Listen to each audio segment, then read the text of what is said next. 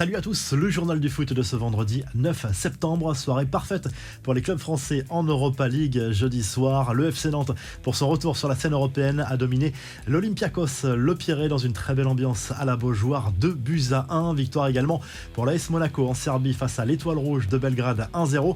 Et pour Rennes, 2-1 sur la pelouse de Larnaca à Chypre. Défaite surprise en revanche pour Manchester United, 1-0 contre la Real Sociedad à domicile. Cristiano Ronaldo était titulaire cette fois lors de cette rencontre. Un match marqué aussi par l'hommage poignant d'Old Trafford à la reine Elisabeth II, décédée à l'âge de 96 ans jeudi. Minute de silence vraiment parfaitement respectée et en prise d'émotion. Et on jouait également en Conference League jeudi soir. Nice a fait match nul, un partout contre Cologne à domicile. Malheureusement, il y a eu de très gros incidents en marge de cette rencontre. On y reviendra en revue de presse.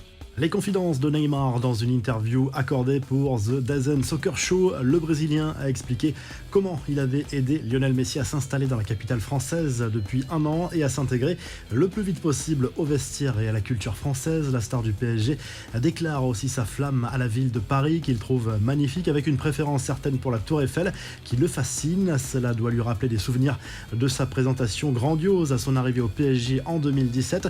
Le numéro 10 parisien avoue qu'il n'a pas encore pu découvrir toutes les facettes de la ville à cause de sa vie de footballeur et de sa célébrité. Dans cette interview, Neymar confie également être impressionné sans cesse par l'ambiance du Parc des Princes. J'ai joué dans de nombreux stades, mais le Parc des Princes, quand il est plein et que les supporters sont derrière nous, c'est très difficile de nous battre, a lâché l'international brésilien.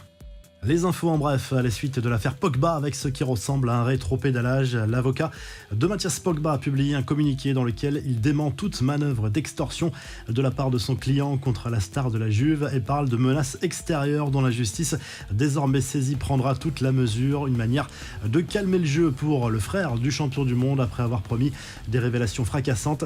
Ça se confirme, selon le Mundo Deportivo, le Barça va attaquer l'Atlético Madrid à cause de la situation d'Antoine Griezmann. Depuis le début de la saison, le Français est au centre d'un bras de fer économique entre les deux clubs. Les Colchoneros refusent de faire trop jouer Griezmann pour ne pas payer son option d'achat, estimée à 40 millions d'euros, sauf que les Blaugrana estiment que les conditions pour faire sauter cette clause ont déjà été réunies la saison dernière.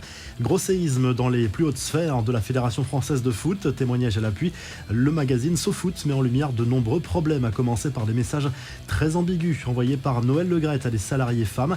SoFoot fait également état de problèmes liés à l'alcool lors des soirées de la fédération. L'enquête porte aussi sur la guerre des clans et les tensions récurrentes lors des comités de direction. C'est désormais officiel à Chelsea, un nouvel entraîneur. Il s'agit de Graham Potter. Le manager britannique de 47 ans va vivre sa première grande expérience dans un grand club européen après avoir séduit la Première Ligue avec Brighton. Il remplace Thomas Tuchel, licencié cette semaine.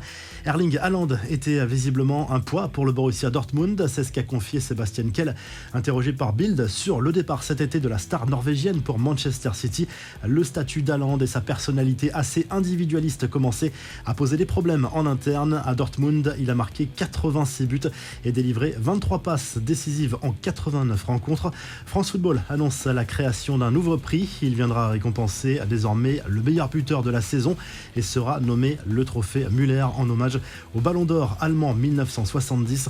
Enfin, le PSG dévoile son troisième maillot pour la saison 2022-2023.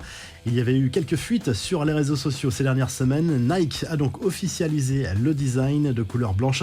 Celui-ci reprend les codes du kit Home avec la fameuse bande, cette fois bleue et rouge, sur le torse.